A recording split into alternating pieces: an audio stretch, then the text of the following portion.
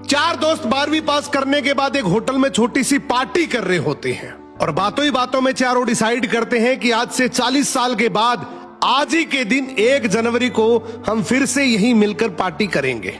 और हाँ, जो सबसे आखिर में आएगा सबका बिल वही पे करेगा। होटल का वेटर भी ये सब देख रहा था, कहने लगा 40 साल बाद अगर मैं भी यहीं रहा तो आपकी ये पार्टी जरूर देखूंगा।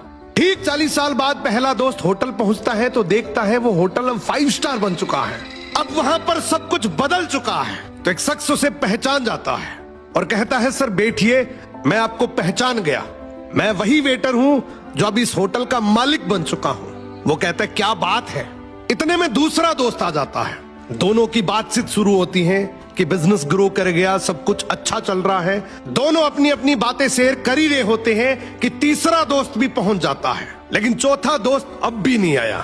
तो जो सेठ होता है वो कहता है आप ऑर्डर कीजिए, मेन्यू में खाना वगैरह सेलेक्ट कीजिए, इतने में आपका दोस्त भी आ जाएगा। अब खाना भी लग गया, वेट करते करते काफी देर हो गई। उदास मन से ये तीनों दोस्त डिनर शुरू कर देते हैं। तीनों ने डिनर कर भी लिया लेकिन चौथा दोस्त अब भी नहीं आया।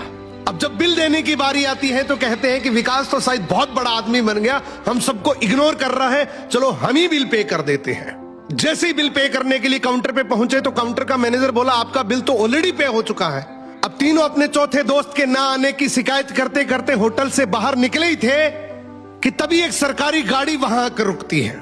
उसमें से एक लड़का उतरता है और तीनों के पैर छूते हुए कहता है मेरे पापा टीचर बन गए थे, मुझे कलेक्टर बनाने के काबिल कर दिया, लेकिन अफसोस मेरे पापा आज से 1 महीने पहले ये दुनिया छोड़कर चले गए।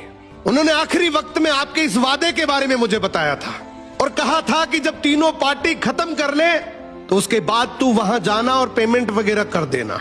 लड़का हाथ जोड़कर बोला मेरे पापा अब इस दुनिया में नहीं रहे, उनका वादा पूरा करने के लिए मैं आया हूं।